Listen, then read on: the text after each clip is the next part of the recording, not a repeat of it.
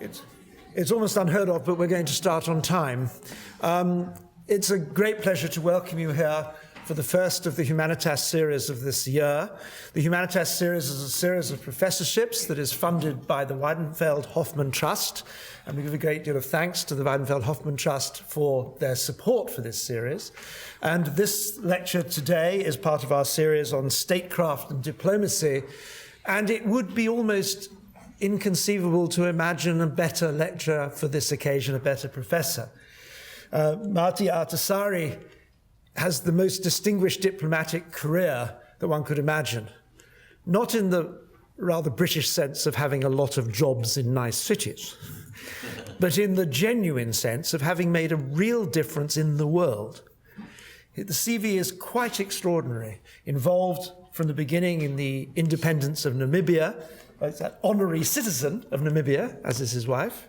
He's been involved in the Kosovo negotiations, leading to peace there, and is still actively involved in both Africa and elsewhere in major peace negotiations, leading up, of course, to the award of the Nobel Prize for Peace. It is with extraordinary pleasure that I welcome Martti Ahtisaari with one little note for you to note. And that is, his staff have said to me that he particularly likes extremely hard questions in question time. So I hope you listen with care.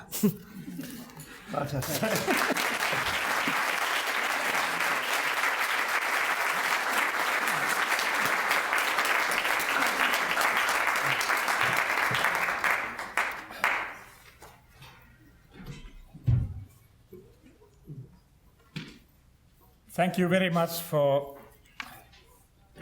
your kind introduction. I thought that before I start my lecture here tonight, I would like to introduce my colleagues who are traveling with me on this trip. First of all, my dear wife,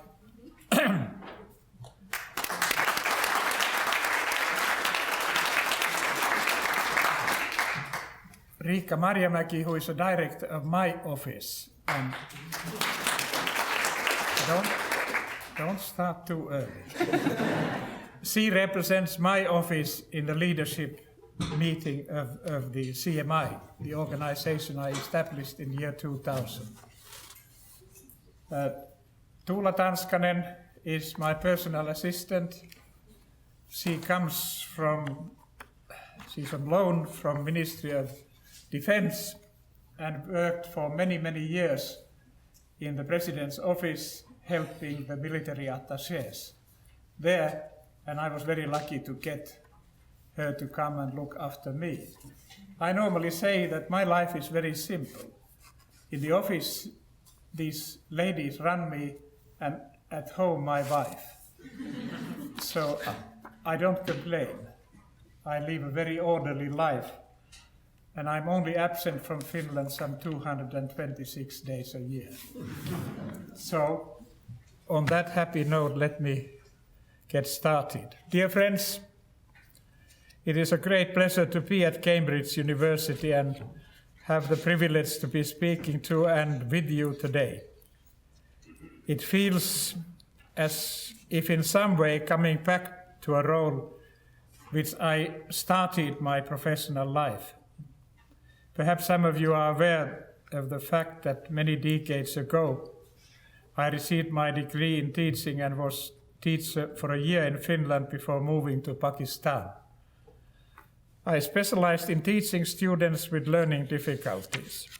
I doubt these particular skills will need to be used today, but I must admit that they have come in handy during my many years in conflict resolution. During this first lecture at Cambridge, I wish to focus on broader issues of egalitarianism and society building. I do this in order to highlight the importance of our policy choices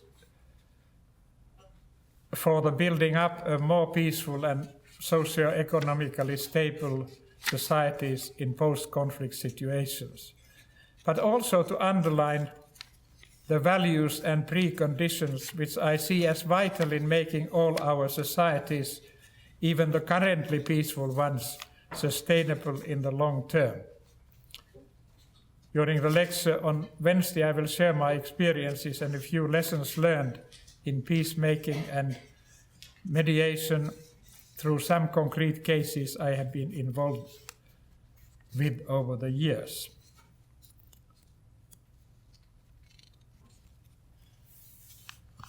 I must say that I personally proposed that I could take this topic up, and I'm thankful for Professor Simon that I could do that. Because I have to tell you that when I left Tanzania, where I was ambassador from 73 to 76, when I was invited to become the UN Commissioner for Namibia,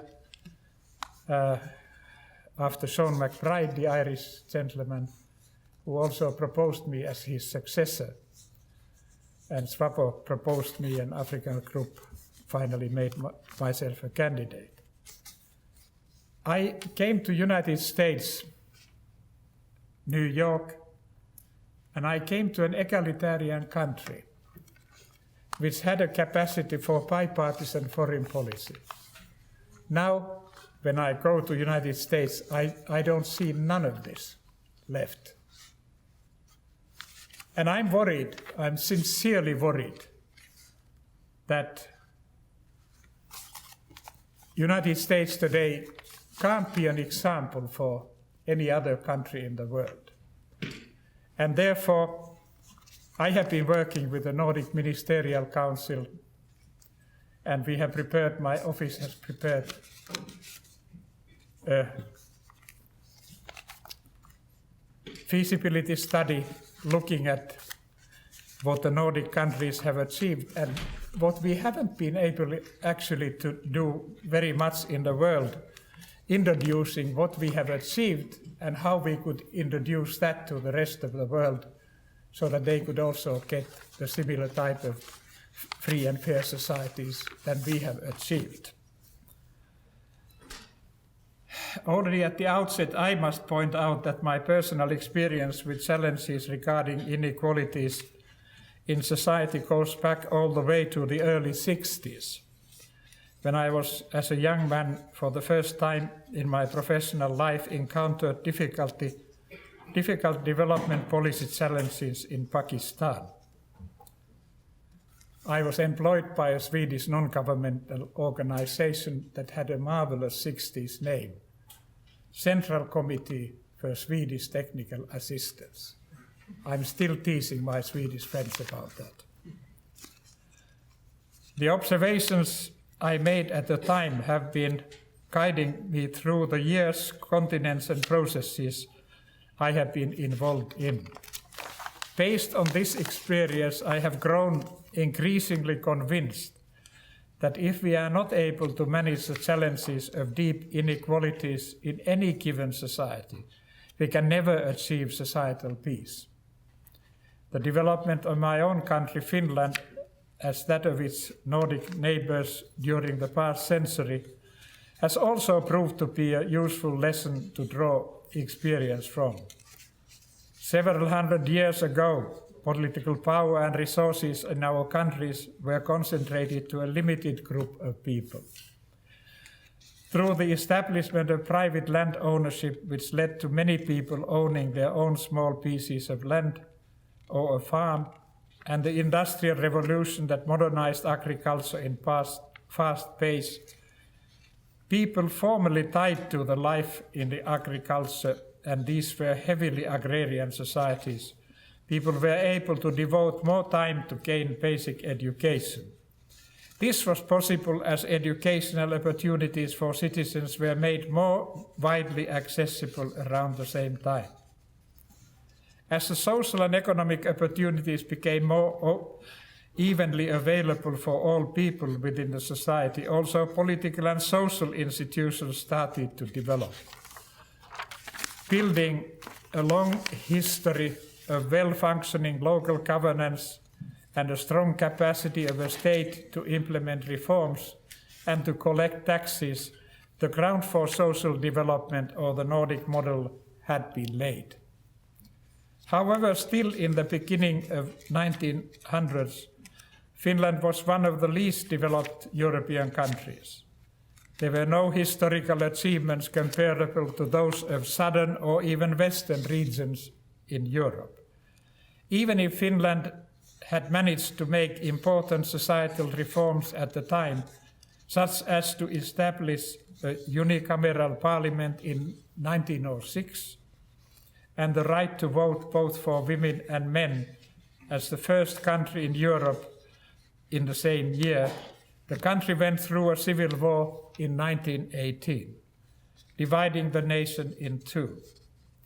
The reasons for the war were related to political struggle in Europe and in the wider world, but also to ordinary people's grievances in society, despite the nascent societal reforms.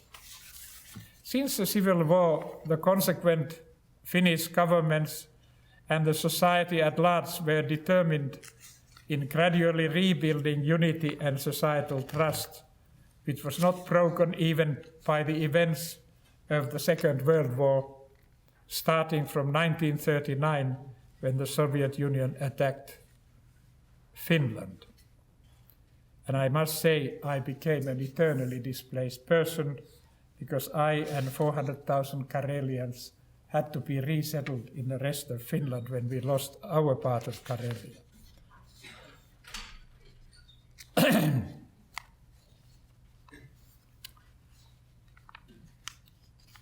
In 1900, the average GDP per capita for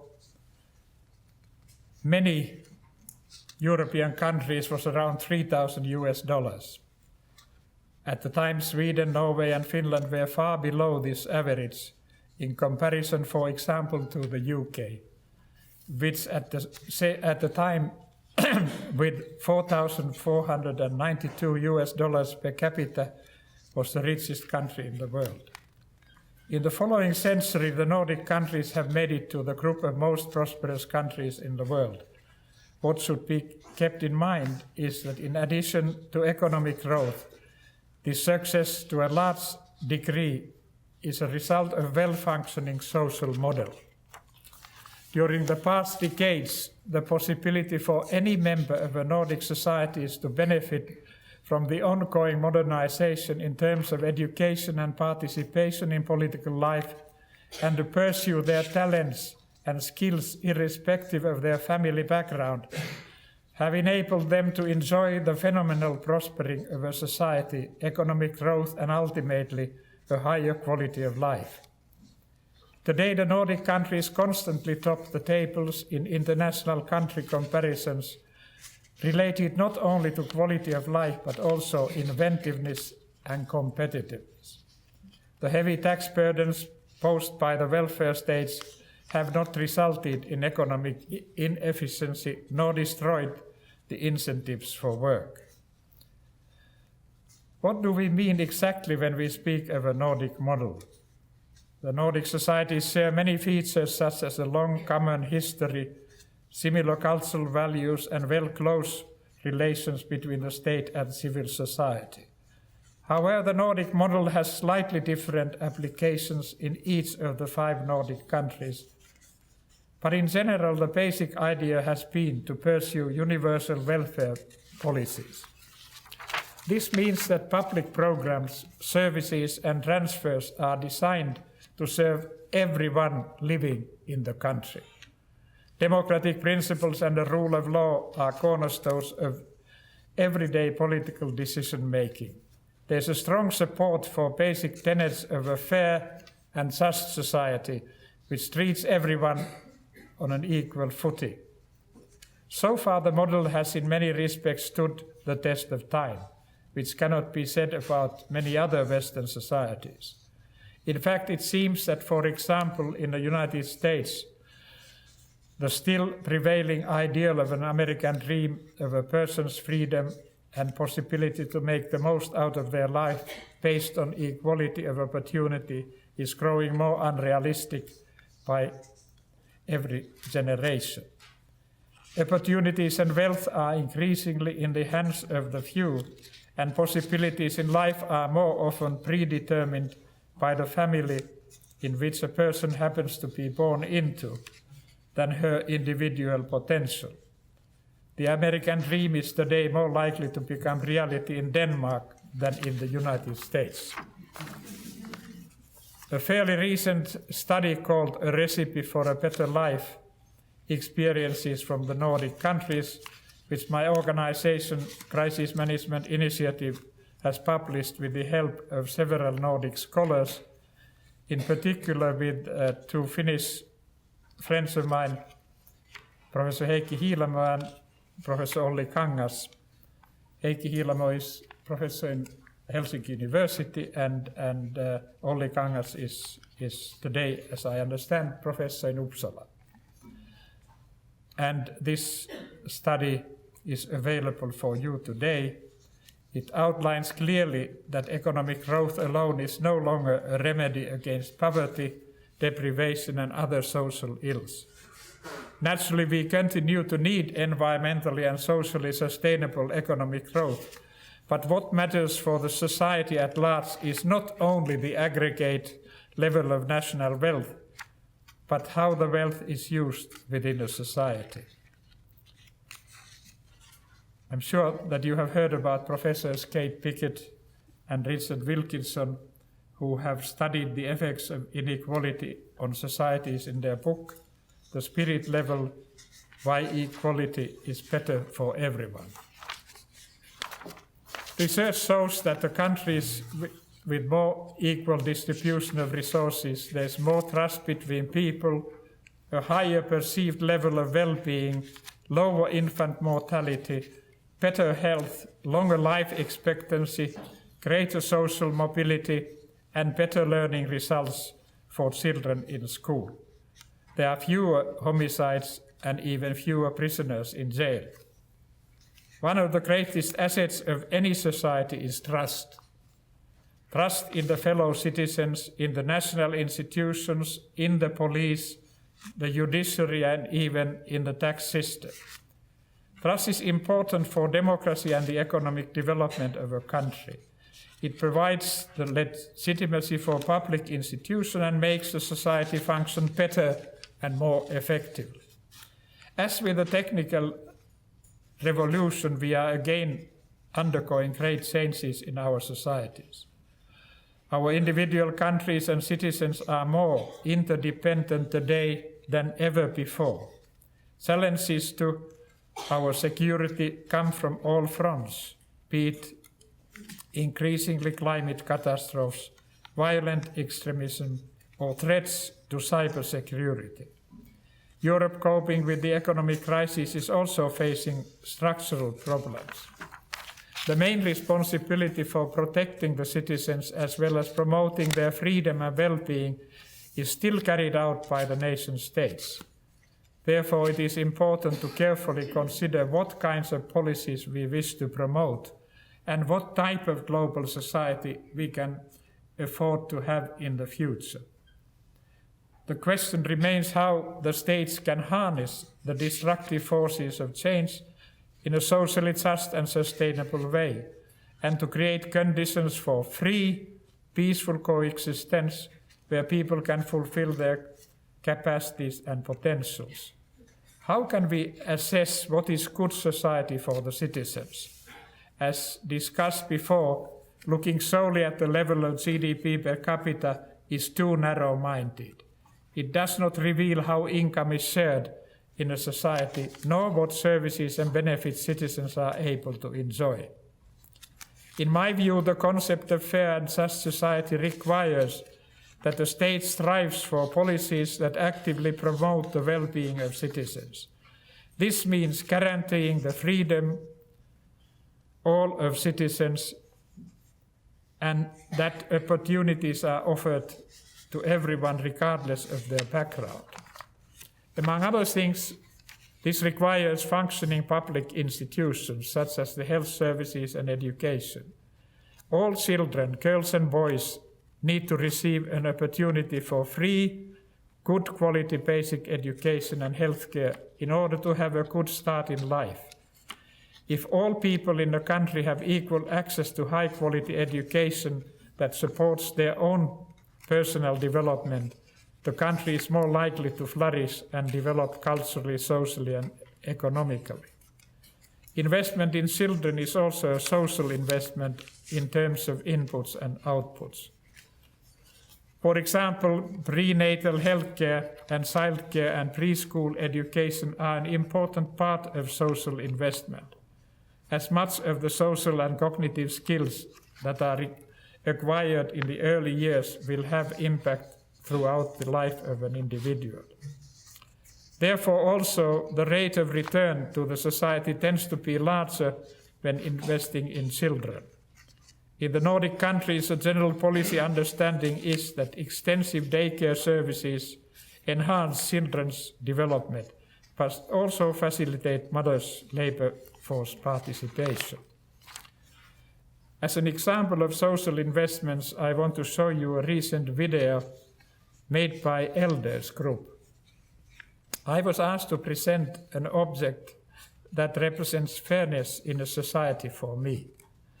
One such item is a maternity package, the so-called baby box, which is given by the state to every child born in Finland and includes most of what the baby needs during the first months of her life.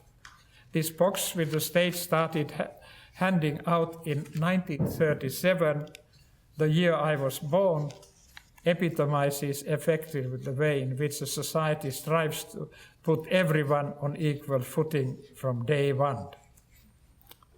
Please, ladies.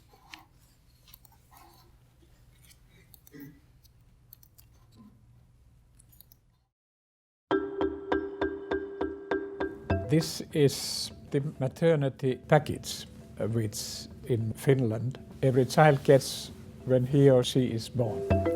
And that's how fairness in my society starts. You have all what a baby needs. My God, this is smooth. In Finland, you need this as well. Doesn't matter what your background is, everyone has this, so the child gets a decent start. This decision to start giving these maternity packages was made in 1937. That was the year when I was born. I come from a fairly modest background, but I never felt that I didn't have a chance in my society. It's never too expensive to give a chance for a decent beginning for everyone. And I think it would be good if we could introduce this sort of egalitarian principles all over the world. That is what fairness means to me. I would actually like to check with my colleague, Kimi. Did you get this? Yes, we did. Because he just got a son. So I never actually asked him, but I thought that now we better put him on the spot. So this tradition has continued from 1937. It is also important to consider which types of institutions societies wish to develop. Inclusive institutions have the aim of ensuring equal opportunities for everyone. They need to take both economic and social aspects into consideration. They need to promote stability and predictability in a society. Also, the rule of law has to be binding on everyone, even those on the top positions of the state. The state needs to be able to promote what is good for a country and its citizens as a whole, instead of its resources being used to only further the interest of the ruling elites. States that are well governed, non-corrupt and transparent have legitimacy in the eyes of the people. The state needs also to be effective in its capacity to ensure the well-being of citizens in order to maintain its legitimacy. In order to achieve these goals, the social institutions should also be trustworthy, egalitarian and universal. They need to mediate between conflicting interests and unify social groups, creating social cohesion. Universalism is a vital ingredient of a fair and just society. Ladies and gentlemen, as the countries in Europe and many others in the wider world are undergoing serious economic difficulties, we need to be careful in choosing our policies wisely and investing in the competitiveness of our economies in order to ensure that we can bear the cost of fair and just societies also in the future.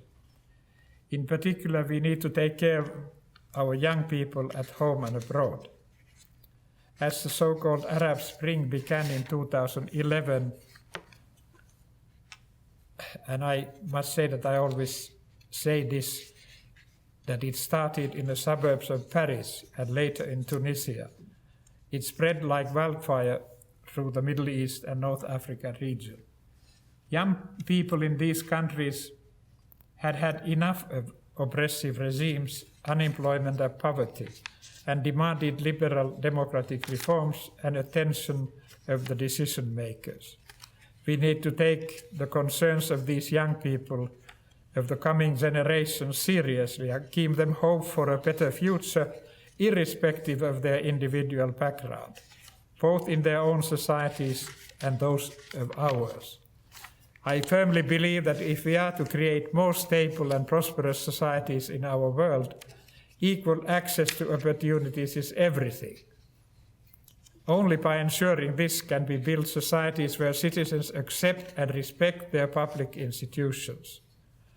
If access to opportunities is not properly ensured, the legitimacy base of politics will always remain fragile. Dear friends, I'm convinced that had I personally not received such opportunities in my life, I would not be standing before you here today. In order to promote egalitarian policies, we have to understand that egalitarian principles are not only principles, but also practices and actions. They require careful crafting, strong political commitment and implementation over a long period of time. Building peace in our societies and in the wider world is a continuous process where we must not lose faith. Realities can be changed if there is enough foresight and will. I thank you.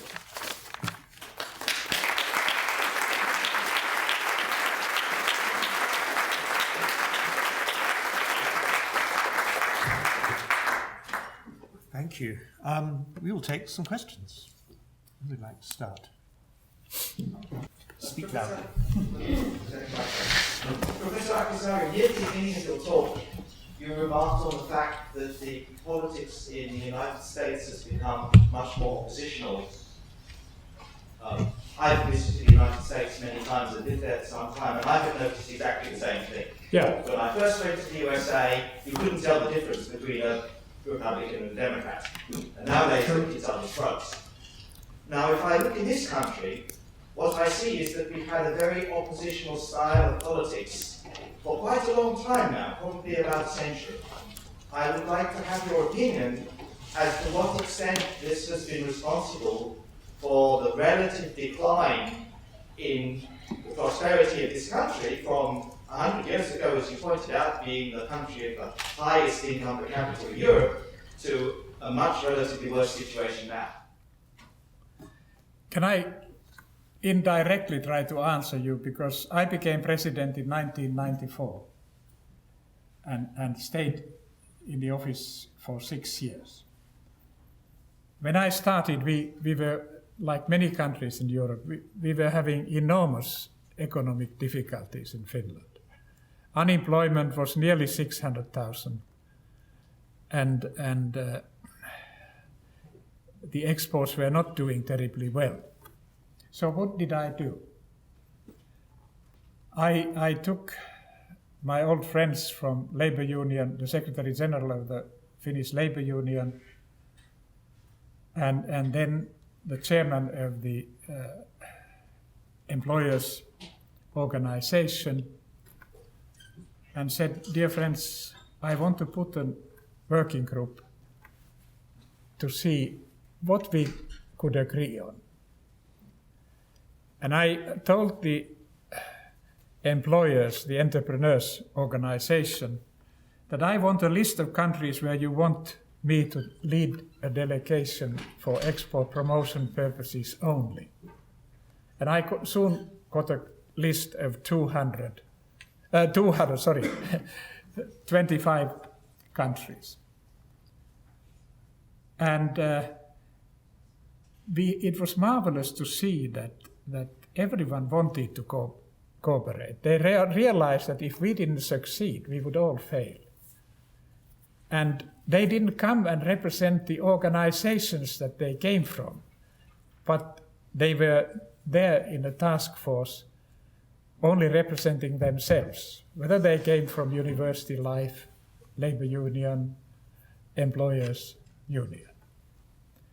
And I said that I will not start my summer holidays as a president and go to the summer research on west coast of Finland before we get someone which I wanted to lead the work, to start the work here in Helsinki. He promised. They worked the whole summer and came with a unified purpose. And that report, I was criticized that what on earth is President doing with matters that don't belong to him? And why on earth is he traveling throughout the world? He should be here in Finland. I didn't know what I was supposed to be in Finland for, seeing us to become poorer and incapable of applying the principles of free and fair society. But as a stubborn I am, I got both governments who were serving during my time in Finland to carry out the reforms that we had proposed. I would say that when things are bad, I think then the capacity to find a common position. I think at the moment I'm disappointed that there's far too much talk and far too little agreement in my country at the moment, so that we could actually address the problems. Our target in my working group was that from nearly 600,000 unemployed, we should get it down in 6 years to 200,000. We missed 50,000. We got it down to 250,000.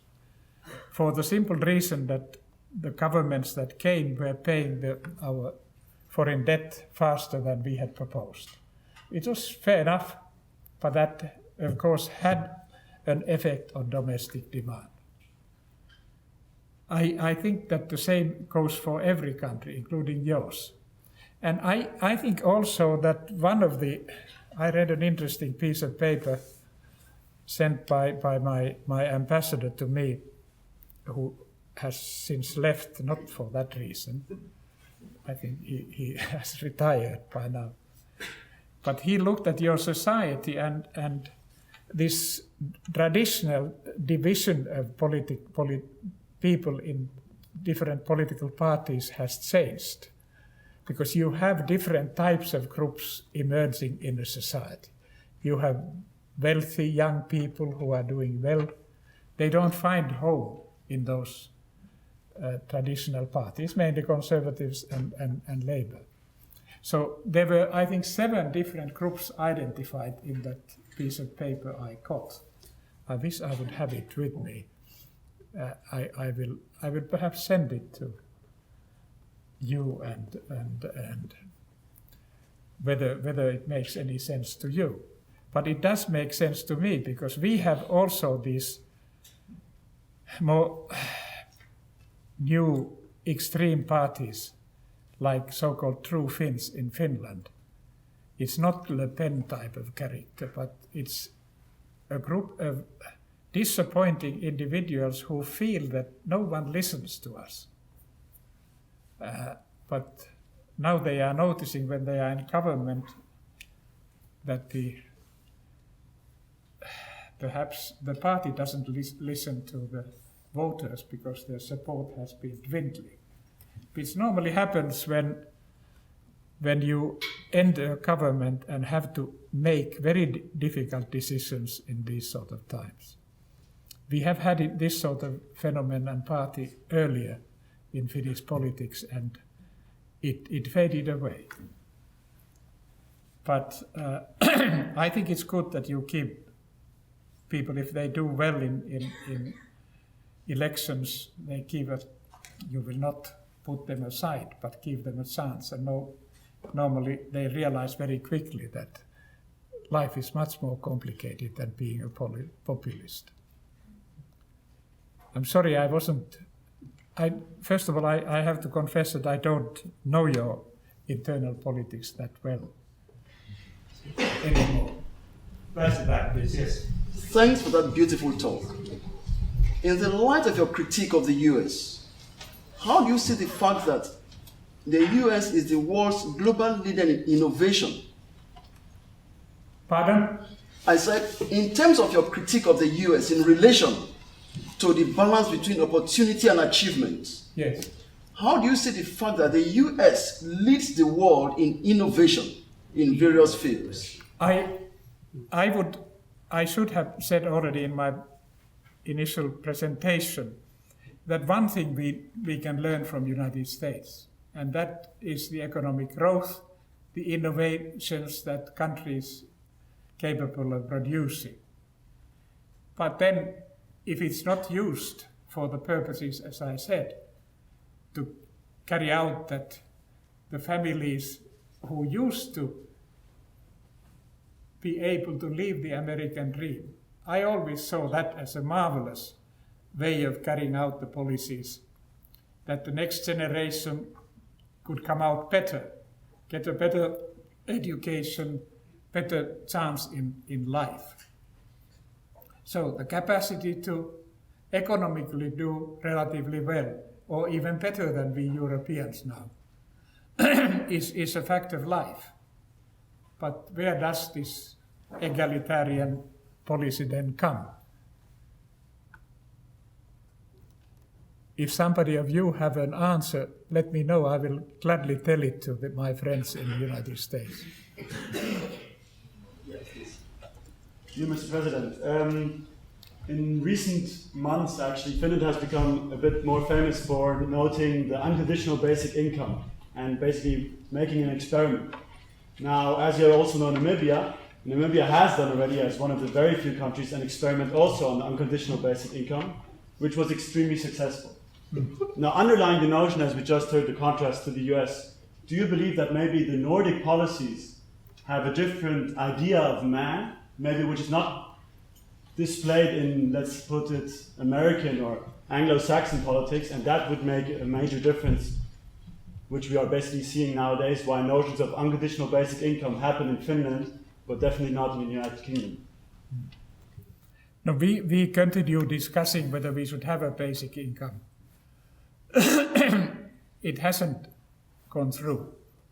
But you mentioned Namibia, and I have still some documentation from how well Namibia has been doing. And I was there witnessing the third president, Hage Geingob, to be inaugurated. He had invited me and my wife to be there. And I can't help, I'm enormously proud of that country, which I helped to become independent. Because, first of all, there's a lot of things that needs to be improvements there too. But among the 54 countries that Mo Ibrahim Foundation lists in its Good Governance Index, Namibia is 5th and doing well. It doesn't come out entirely even in the study, because they have primary education free, has been now for a while. So boys and girls don't need to pay anything, and it doesn't cost for parents to send their children. They don't need to go and work. Now they have decided that secondary education will be free.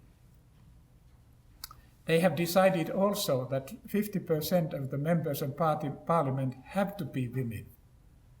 And it's only missing, I think, 2 at the moment when we saw the latest statistics. When you look at countries like Namibia, who have to go through this liberation struggle phase, I have come to the conclusion, and I remember saying that to the president in Eritrea years ago, that to me that's the most undemocratic phase in the history of these countries. Because there's no rule of law.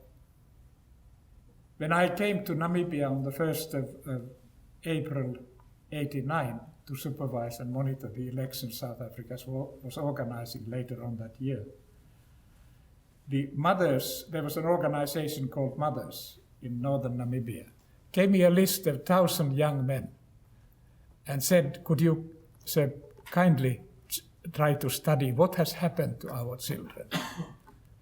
I sent a delegation, big delegation, led by a Nigerian colleague of mine. Well manned, we covered all the frontline states. And we came to the conclusion that in case of 300, we couldn't trace anything of these. And it was sometimes much more simple than we thought, because very often there might have been 2 boys who were interested in the same girl, and the other one simply said that, hey, this fellow who is my competitor is a South African spy. There was no defense mechanism available. So when you start from there, I think there's a yearning to come to a free society where you can speak freely, you can have a rule of law that functions properly and not favor those in power. And I think I told the new president, Hage Geingob, that I will invite you to come to Finland and teach the Finns how we could become as egalitarian as you are. He smiled at me and said, Martti, don't be too much in a hurry, because I have to remove still poverty in this society and manage a growth in that same process. But it's very good that we have actually Mo Ibrahim type of gentleman who finances this study of Africa. And I have been trying to work hard to get similar study done about European countries. I'm more interested to get Europe under scrutiny than Asia or Latin America, because I would like to show that some of the Europeans are doing worse than some of my African friends. And I have been talking in Kiel, you know the Kiel Institute of Economy. And I hope that one day I will find enough interest. Interest is there, but we have to find funding, because I can never imagine that any organization having states as members in Europe would give a permission to make that sort of study, because they don't want that sort of study to be done. But I'm fighting, because I don't finish working before you will get a good governance index done of all the countries in Europe. And then I will come and introduce that. Thank you very much, President Ahtisaari here. So my question actually relates to the same matter, so the kind of challenges to the implementation, if not outright objection to the Nordic model in Europe. So for instance, in Eastern Europe and my home country, Estonia, who's Finland's neighbor, there has been this kind of conscious pursuit to go after the American model rather than the Nordic model. So my question is, why do you think there has been this objection to the Nordic model, especially in Eastern Europe, and should the Scandinavian states do more in promoting it? Perhaps there is a general desire for those who come to power to become dirty rich as quickly as possible. And then I must say that I must say that when I heard Mr. Urban saying that we don't want to make Hungary a liberal democracy, I wish I would have had powers to show him a door of EU. He could go where he came from. And I notice now that the former President Köns had died. I think he would. Actually, I felt good that he had died, because I think it would have been awful for him to hear that sort of thing said about Hungary. He was a decent man. No, we have to give trust to people. And when I saw what was happening in Tunisia, and I must say that I congratulated warmly the decision of the Nobel Committee to give it to Tunisian, this quartet, the Nobel Peace Prize this year. It couldn't have been better decision. Because this year there were many good people, and it would have been easy to be populist. But this was real thinking of this new committee. My question is very much related in a way. But the Nordic model is based on this idea that the majority or human nature wants a free and just society. How do you reconcile that with extremist groups, particularly Muslim extremist groups and ISIS, who see set to create a caliphate or a society that is almost the opposite of this? I have never been terribly afraid about groups like ISIS, because I have worked with Muslim friends in different peace operations over the years, and I have never regarded people who are Muslims extreme. And neither is ISIS. It's an isolated group in my mind. And majority of the Islamic world does not think that way. And I think we should have intelligence enough and be honest enough to see that we try to find ways and means how we can help them to gain control, so that this sort of things would not be possible for any group, whether it's ISIS or any new group that would try to do that. We have seen in the world, if we look at the history, many groups that have been trying to, but I don't think that they have always succeeded or to become eternal. And perhaps it's easier to find common position also between East and West on this and the Islamic world.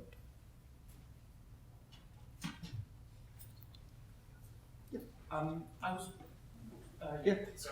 was wondering whether you could add to your presentation some considerations on population, because to what extent is this Nordic model dependent on a population that grows constantly so that it can sustain a welfare state, but not too much?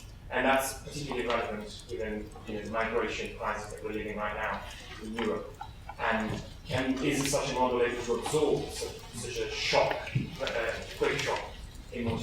Is it static, or can it absorb population? No, first of all, some of you may have seen my interview in Guardian some time ago.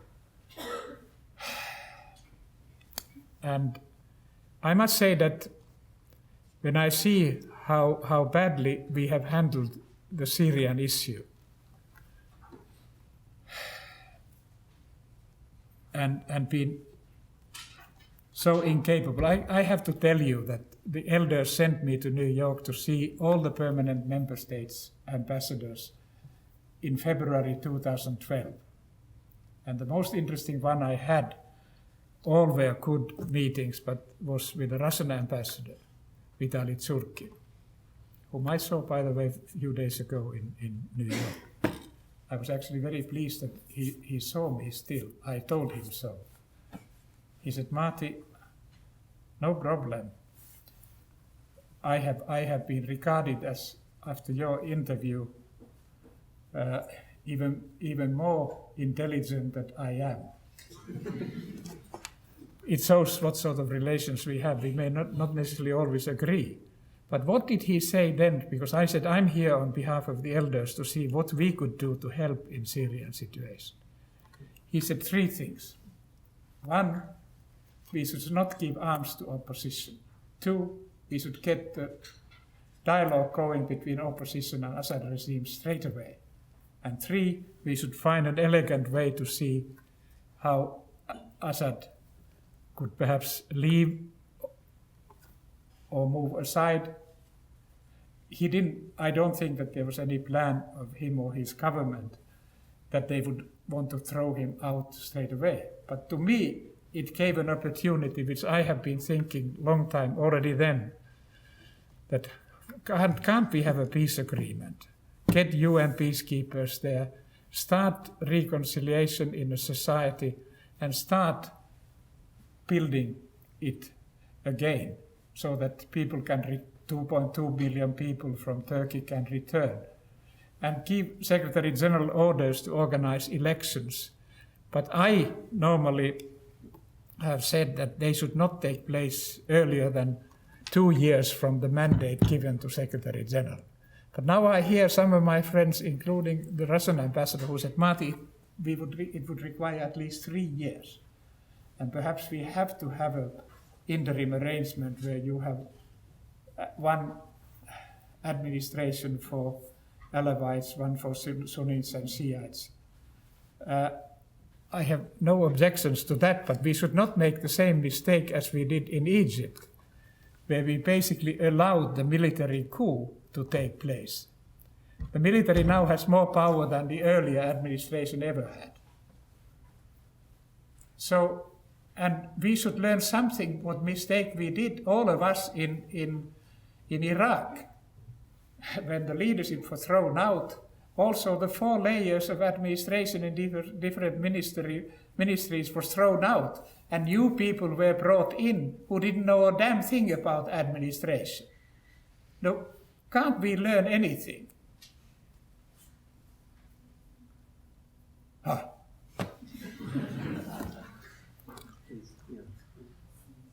My question is in regard to the role of labor unions, if you think there is a role with labor unions in contributing to the ideology of social solidarity in the Nordic countries. Because one thing that you can't help but notice if you study labor union history throughout the 20th century is the fact that labor union density in the Nordic countries has been relatively high. Yeah. And in fact, in Norway, it's increased. It's now, in most countries, about 80% of the workforce is belonging to a labor union. Yes. And similarly, or to the contrary, in many Anglo-Saxon countries, labor unions have been on the decline. In the US, it was, I believe, something like 30% labor union membership in the 1950s, and today it's something like less than 8%. A similar trajectory in the UK.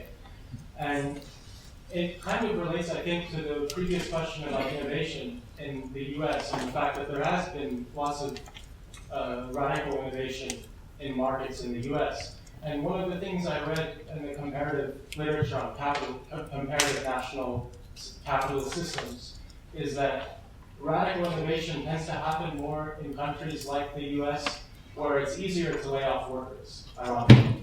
Worker insecurity means that companies can invest in projects where if it goes wrong, they can lay off workers easily. And there's less restrictions to mergers and acquisitions. And that kind of laissez-faire form of capitalism might be good for innovation, but to the contrary, in the states with stronger labor unions, there does seem to be more incremental innovation. And no, it's, may show that. You have a point there, because I think labor unions have to wake up, because in my country, when they couldn't actually come forward with proposals that the present government was asking, the government has taken 4 decisions without their consent. But there are also certain realities that we have to recognize, and labor unions as well. First of all, aging population in Europe. It's a fact throughout the Europe. I'm 78. I'm still running around over 200 days a year. And even I keep on promising every year to my wife that I'll be more with her. When I started in America to tell our honorary consul, who is a lady, a very competent lady, that Finland will be 100 next year, and I will be half a year earlier than that, 80. So I'm planning to retire. He said, Martti, you are out of your mind. You are in good shape. You can't retire. We need your services. So we need, first of all, new people to fill the posts. I think it has been estimated that we should at least allow immigration for 20,000 new people annually. In order to fill those posts, we have to realize also that globalization has meant that perhaps the salary increase has been much stronger than it should have been in order to maintain our competitiveness. Therefore, I think it is important that there's much more understanding now in the Nordic labor unions and employers as well, that there should be much more local, not general decision on that which should be followed throughout the labor field, but that in local communities it should be decided on the merits of the case. And I think that will work. And I sincerely hope that it will work so that one doesn't so easily throw out the people from the companies.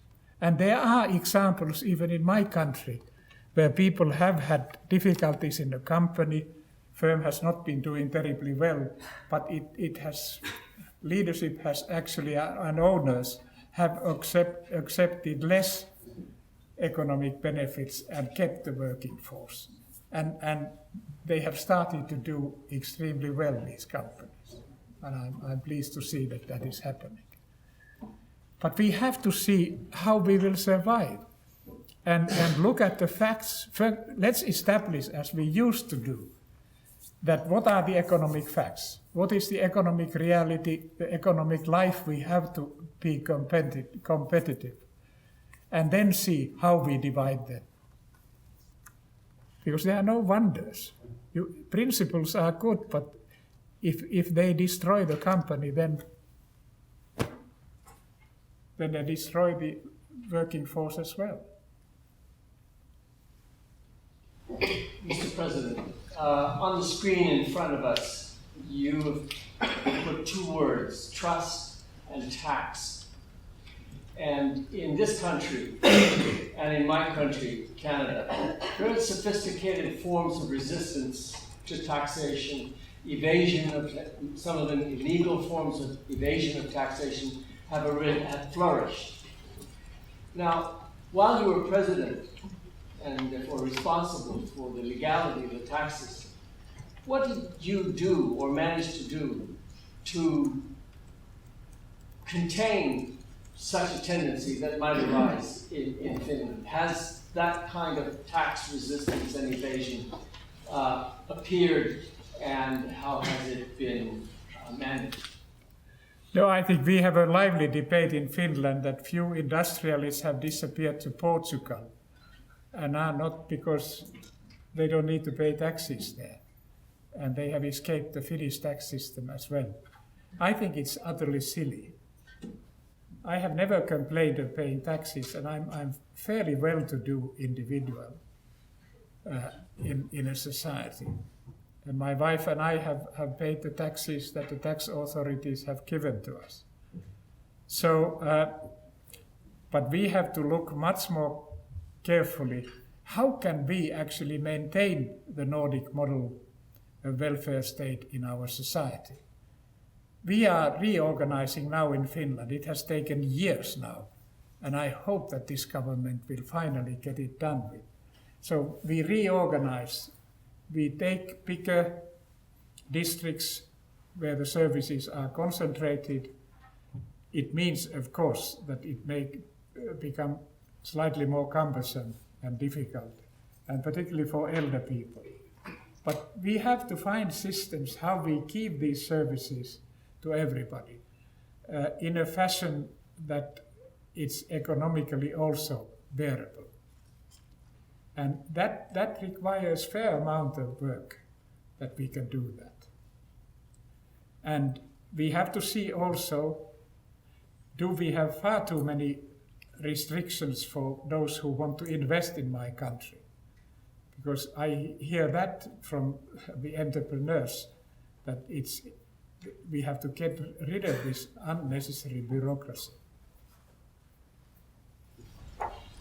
So I'm American, and I really have appreciated your talk, Mr. President, because you're correct.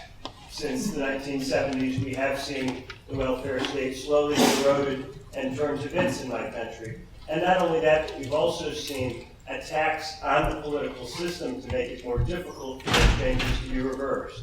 Policies that weaken unions, policies that make it so that people can donate unlimited amounts of money to campaigns.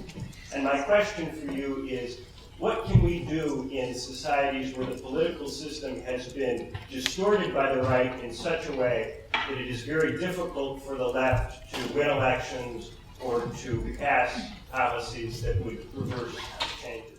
I'm perhaps a born optimist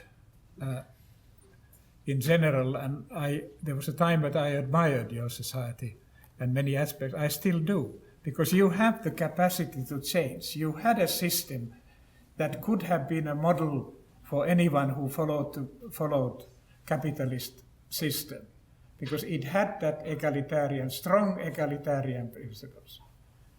And everyone could have a better life than their family parents had. And I must say that because I have experienced that in my own life, and so many other Finns have done the same. I'm still encouraging my friends that wake up, because otherwise, is it only that you can use military power? When you want to use soft power, people look at your society and say, not that. And I don't think they are wrong in saying that. I hope they would look at the Nordic countries. And we have failed miserably, to my mind, that we have not been telling what we have done. Some of my elders, friends, when I produced with the help of these professors a paper there for them to consider, said, Martti, why didn't you call this paper Nordic Model? You said free and fair society. That you should go to the Washington and World Bank and IMF and tell them that there are other doctrines than Thatcherism and Reaganism. I said, thank you very much. Perhaps I take him with me. He's a good man. But I think it's up to the citizens. And I trust, like I said, that I learned that if I negotiated peace, I had to have American government behind me. And if I didn't have them to accept what I intended to do, whether it was in Namibia or Kosovo or Aceh, or even Northern Ireland when I had something to do there, then I didn't want to take that task, because why should I waste my time? But luckily I have been able to work both with Democratic and Republican administrations, and I have dear friends from both camps.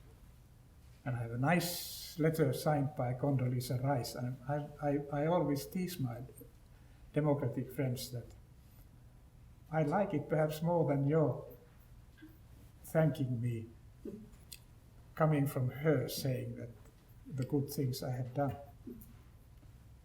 So one should never give up.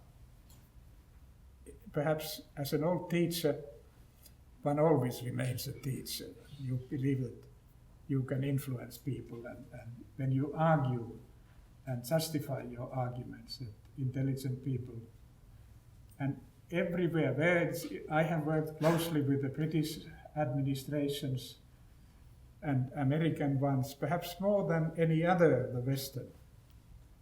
Canadians, yes, when the 5 Western governments who were in Security Council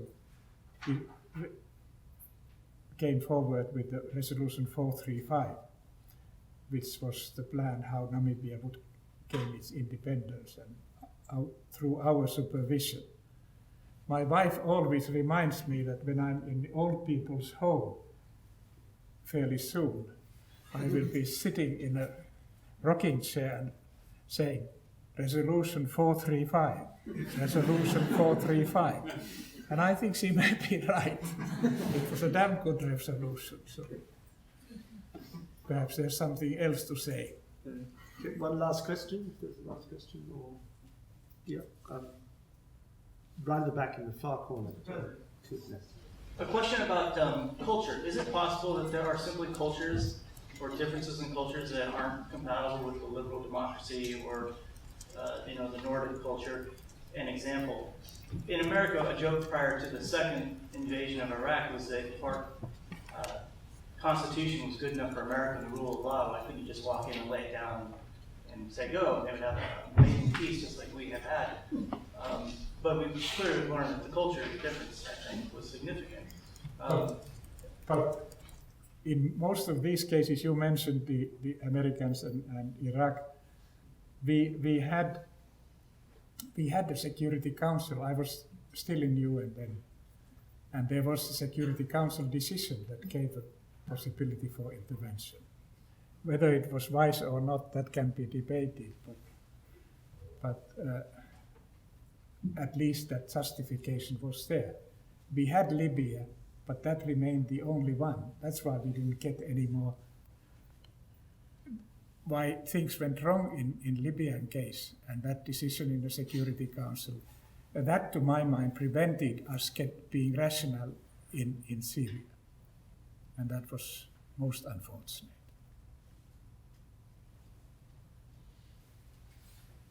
Thank you, right? I have 4 final things to say. The first is to remind you that on Wednesday we'll be here again to hear some of the more detailed work that was undertaken in Namibia and Kosovo and Aceh. And I, for one, can't wait to hear the backroom stories of how that was done. The next event after Wednesday will be on Thursday in CRASSH, where Professor Ahtisaari will be in conversation with Mark Weller, who was involved in the Kosovo negotiations, and John Dunn, the political theorist, to discuss some of the issues. On Friday, again in CRASSH, there will be a symposium, which you can sign up to and come to, which will be a discussion, as indicated in the papers, with other academics about the questions of peacemaking. That's the first thing to say.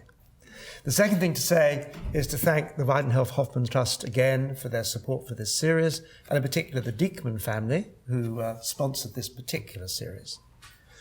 The third thing to say is that everybody here is invited now to CRASSH for a glass of wine and a chance to meet, to hang out, and the opportunity to buy a book, not unrelated to President Ahtisaari. Can I say something about yes. the book? Because it's not my book, it's a book about me. I have made this in London and in New York and in Boston recently. It was written by 2 journalists, friends of mine, who wanted to do that. And I and my wife were interviewed many hours. I never touched the line they took, so it's their book. But I have nothing against that they did it. Let's put it that way, so you know what it is. And the fourth and final thing to say is to encourage you not only to come for a drink in a few minutes, but right now to thank President Ahtisaari for a wonderful talk.